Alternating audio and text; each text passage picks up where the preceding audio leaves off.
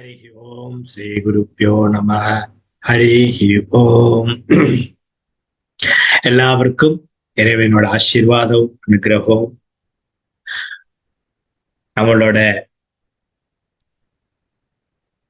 அனுகிரகமும் ஆசீர்வாதம் தந்து நம்மளை எல்லாம் காத்து கொண்டிருக்கிற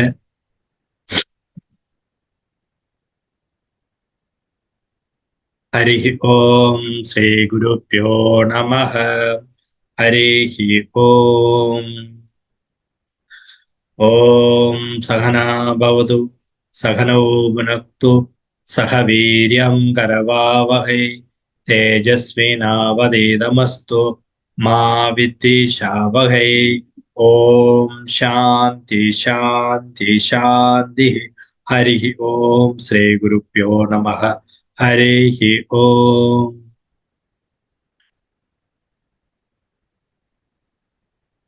இன்றைய நாள் மிக சந்தோஷம் உள்ள நாள்,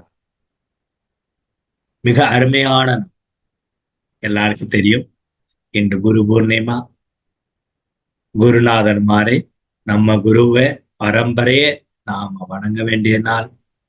நமக்கு யாரெல்லாம் நல்லது சொல்லி தந்திருக்கிறாங்களோ அவங்க எல்லாம் நம்ம குருநாதர், நம்மளோட குரு. அவங்களோட ஆசீர்வாதம் இல்லாம நாம யாரும் எந்த அளவிலும் மேல் வர முடியாது. எல்லா விதத்திலும் நமக்கு ஒரு ஆசிரியர் இருந்திருக்காங்க, ஒரு குருநாதர் இருந்திருக்காங்க, நமக்கு வழிகாட்டி இருக்காங்க.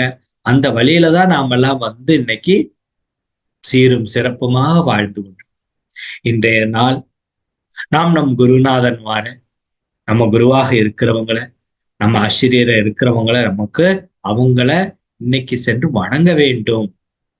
அவங்க நமக்கு தந்ததை நாம ஞாபகப்படுத்த வேண்டிய நாள். அவங்களை நாம பூஜை செய்து வழிபாடு செய்ய வேண்டிய நாள். இதெல்லாம் நம்ம பாரம்பரியத்துல உள்ளது. நம்ம எதுவுமே இல்லை என்று சொல்ல முடியாது. இறைவன் நமக்கு தந்த வாய்ப்பு. நமக்கு ஒரு நல்ல ஒரு குரு தந்திருக்கிறார். அதனாலதான் நாம் எல்லாம் இன்னைக்கு மிக சீரும் சிறப்புமாக வாழ முடிகிறது. அப்ப இறைவன் நமக்கு தந்த அந்த நல்ல வாய்ப்பு கிடைத்த ஒரு நாளாக ஆஷாட மாசத்துல வருகிற, ஆஷாட மாசம் என்றால் ஆடி மாதம் அப்படின்னு தமிழ்ல சொல்லுவோம். அந்த ஆஷாட மாசத்துல வரும் குரு பூர்ணிமா. ஆஷாட மாசத்துல ரெண்டு விசேஷங்கள். ஒண்ணு, ஒரு அமாவாசை இருக்கு. பிது தர்ப்பணம் காரியங்கள் எல்லாம் பண்ணதுக்கு ஒரு அமாவாசையை நம்ம எடுத்திருக்கிறோம். இன்னொன்னு குரு பூர்ணிமா, வியாச பூர்ணிமா. வியாசர் நமக்கு எல்லாம் தந்திருக்கிறார். அளவுக்கு மேலான எல்லாமே அவர் தந்திருக்கிறார். என்ன, பகவத்கீதை எதுல இருந்து எடுக்கப்பட்டது? மகாபாரதத்திலிருந்து. அந்த மகாபாரதம் எழுதுனது யாரு? வியாசர். அப்படின்னா மகாபாரதம் உருவாக்குனர் வியாசரும், எழுதுனதும் கணபதி, கணேஷா. அத வியாச ரெஜிதா கணேச லிகிதா அப்படின்னு சொல்லுவாங்க. 18 புராணங்கள் இதெல்லாம் தந்த ஒரு குருநாதர் வியாசர். அதனால வியாச பூர்ணிமா என்றும் இதுக்கு பெயரளிப்பார்கள். வியாசனையும் வணங்குவார்கள். வியாசனை வச்சுதான் பூஜை பண்ணுவார்கள். அப்ப வியாசன்ல இருந்து, அதான் சங்கரம் சங்கராச்சாரியம் கேசவம் பாதராயணம் சூத்திரபாஷ கிருதோ வந்தோ பகவந்தோ புனப்புனகா. பரம்பரைகள், குரு பரம்பரை இறைவனிலிருந்து ஆரம்பிக்கப்பட்டு, தட்சிணாமூர்த்தியிலிருந்து ஆரம்பிக்கப்பட்டு நமக்கு முன் வந்த எல்லா குருமார்களையும் நினைக்க வேண்டிய நாள். அன்று நாம் குருநாதன்மாரை வழங்க வேண்டும். நம்ம நிறைய கொண்டாடி கொண்டிருக்கிறோம். என்னது கொண்டாடிட்டு இருக்கோம்? Mother's day, father's day, friends day, child day, lovers day, எல்லா டேயும் கொண்டாடுறோம். ஆனா இந்த குரு பூர்ணிமா அப்படின்னு உள்ளது, அது கொஞ்சம் லலிதமாக தான் இருக்கிறது, கொஞ்சம் எளிமையாக தான் இருக்கிறது. காரணம், மடங்கள்ல கொண்டாடப்படுவோம்னு சொல்லுவாங்க. அப்படி ஏதாவது ஒண்ணு மடங்களில, ஆசிரமங்கள்ல மட்டும்தான் அது மிக சீரும் சிறப்புமாக கொண்டாடுவார்கள். இந்த ஆஷாட மாசத்திலே சாதுர்மாசியம் ஆரம்பம். இந்த குரு பூர்ணிமா அன்றையிலிருந்து எல்லா குருமார்களும் அவங்க மடத்திலே தங்கி இருந்து 2 மாத காலம், சாதுர்மாசியம் 4 மாதம் இல்லையவா, அப்ப நீங்க ஏன் 2 மாதம் என்று சொல்றேன்னு ஒரு சந்தேகம் வரலாம். அந்த காலத்துல 4 மாதங்கள் சாதுர்மாசியம் இருந்தவர்கள் இப்ப 2 மாதங்கள் மட்டும்தான் சாதுர்மாசியமா எடுத்துக்கொள்ளுகிறார்கள். காரணம் இருக்கிறது. 4 மாதம் 9 நாளாக ஆகிறது. அன்று 4 மாதங்கள் மழை பெய்யும். நம்மளோட இயற்கை சீற்றல்கள்லாம் இருக்கும். அப்ப நடைபயணம் செய்து எங்கேயும் செல்ல முடியாது.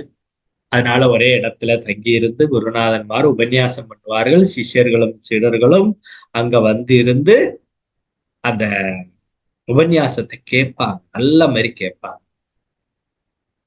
அதுல எந்த விதமான ஐயம் கிடையாது. நல்ல மாதிரி கேட்பாங்க. அப்போ குருநாதன் இருக்கிறார் என்றால் குருநாதன் சொல்வதை கேட்கிறவங்க, கேட்டு அவரை பிரியப்படுறவங்க தான் அந்த குருவிட்ட போய் அந்த சிக்ஷணமானதை ஏற்று அவங்க வாழ்க்கையில பயன்படுத்துவாங்க. அப்படிப்பட்ட இந்த குரு பூர்ணிமா நாள் வியாச பூர்ணிமா என்று நம்ம அழைப்பார்கள். அதுபோல நாம் எல்லாரும் குருவை வந்து வழிபாடு செய்து பிரார்த்தனை செய்து நாம் எல்லாம் மிக பெரிய ஒரு நிலையில வந்து சேரலாம். அப்படிப்பட்ட இந்த நாளில் உங்களுக்கு எல்லாம் ஒரு ஆசீர்வாதம் சொல்லலாம் என்றுதான் வந்து எல்லாரும் நன்றாக இருக்க வேண்டும், ஆரோக்கியத்தோடு இருக்க வேண்டும். ஆரோக்கியம் இல்லாம ஒண்ணுமே செய்ய முடியும். அதனால ஆரோக்கியமா இருங்க, சந்தோஷமா இருங்க. அப்ப சந்தோஷம் இருக்கணும் என்றால் அஜ்ஞானம் நீங்க வேண்டும்.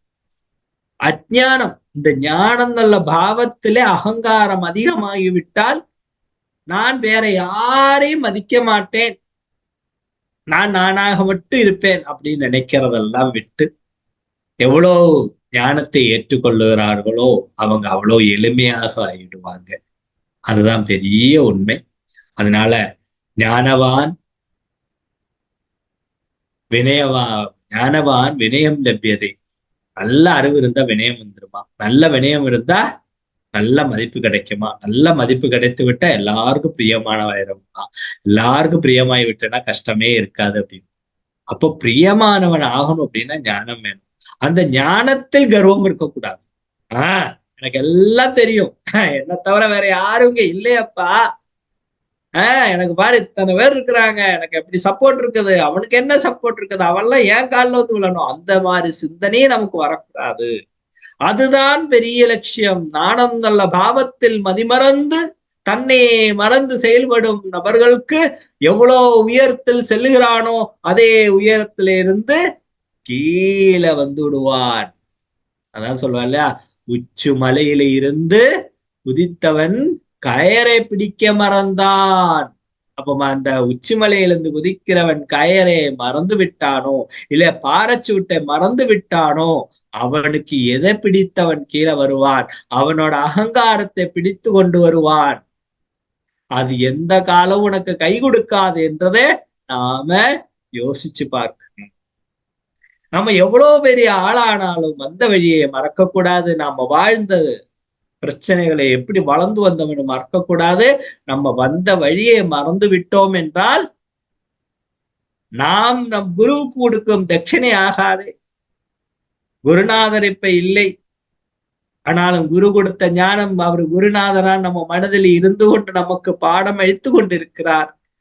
அப்படிப்பட்ட நாம அகங்காரத்தில் ஆழ்ந்து விடாம எனக்கு எல்லாம் தெரியும், எனக்கு இனிமே யாரும் ஒன்றும் சொல்லித்தர வேண்டிய தேவையில்லை, நான் பரிபூர்ணம் ஞானி ஆகிவிட்டேன் என்றும் அவன் நினைக்கின்றான். ஞானி ஆகிவிட்டியா, சந்தோஷம், ஞானம் அதிகமாக இருக்கிறதா, நல்லது, அதனால மற்றுள்ளோருக்கு நல்லது செய்து கொள்ளலாம், தவறே இல்லை. ஆனால் எனக்கு எல்லாம் வந்து விட்டதுன்னு சொல்லி அகங்காரத்தில மேல வரக்கூடாது, உச்சஸ்தானத்துக்கு வரக்கூடாது.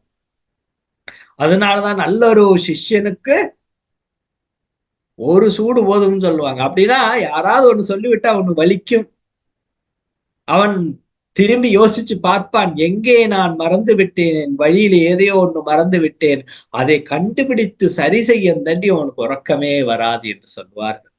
அதே மாதிரி நாம் எல்லோரும் படிச்சு வித்தியை கற்றுக்கொண்டு நல்ல விஷயங்களை கற்றுக்கொண்டு வாழ்க்கையில வாழ்ந்து கொண்டிருக்கிறோம். எல்லாரும் நல்ல யோசனையும் நல்ல பழக்க வழக்கங்களும் நல்ல ஆலோசனைகளை எடுத்து படிங்க. இந்த உலகத்துல படிப்பை தவிர வேற எதுவுமே சிறந்தது கிடையாது. அப்போ நாம நன்றாக படித்தால் நல்ல விஷயங்கள் நமக்கு வந்தால் எங்க போனாலும் நமக்கு ஒரு இடம் கிடைக்கும் அப்பா. எல்லாமே வந்துவிடும். அவன் சிறியவன் என்றும், அவன் பணம் இல்லாதவன் என்றும், அவன் வீடு இல்லாதவன் என்றும் நாம் நினைக்க வேண்டாம். எல்லாரும் இறைவனோட மக்களே, இறைவனோட குழந்தைகளே. அவளை எல்லாம் ஒரே மனதில் பார்த்து நாம் எல்லாம் வாழ வேண்டும். இதுதான் உங்களுக்கு தரும் இந்த குரு பூர்ணிமா வாழ்த்துக்கள். எல்லோரும் இறைவனையும் நம்ம குரு பரம்பரையை நினைத்து அந்த பகவானோட ஆசீர்வாதத்துல நன்றாக வாழ வேண்டும். எல்லாம் இல்ல இறைவன் உங்களுக்கு பரிபூர்ண ஆசீர்வாதம் செய்து ஆயுர் ஆரோக்கியத்தோடு நீங்க தீர்காயுசாக வாழ வேண்டும். இந்த குரு பூர்ணிம நாள்ல குரு பிரம்மா, குரு விஷ்ணு, குரு தேவோ மகேஸ்வரா, எல்லாரிலும் குரு இருக்கிறார். மாதா பிதா குரு தெய்வம் அவங்களிலும் இருக்கிறார். நமக்கு யாரெல்லாம் எந்த விஷயங்களை நமக்கு கற்றுத்தந்தார்களோ அவங்களோட ஆசீர்வாதம் எல்லாம் நமக்கு இருக்கிறது வேண்டி இந்த தினத்தில் உங்களுக்கு ஒரு சமர்ப்பணம் செய்கிறேன். குரு பூர்ணிமா வாழ்த்துக்கள் அல்ல, குரு பூர்ணிமா ஆசீர்வாதம். குருவை நன்றாக நேசிங்க, குருவுக்கு வேண்டதெல்லாம் செய்து கொடுங்க. நாம் தெரிந்து விடலாம். நம்ம வாழ்க்கையில மாற்றங்கள் வந்துவிடும். நம்ம வாழ்க்கையில் நமக்கு வரும் மாற்றங்களை நாம வாழ்க்கை காலம் முழுவதையும் சந்தோஷமா வைத்துக் கொள்ளலாம். எல்லாவற்றும் சந்தோஷமா இருங்க. ஹரி ஓம்.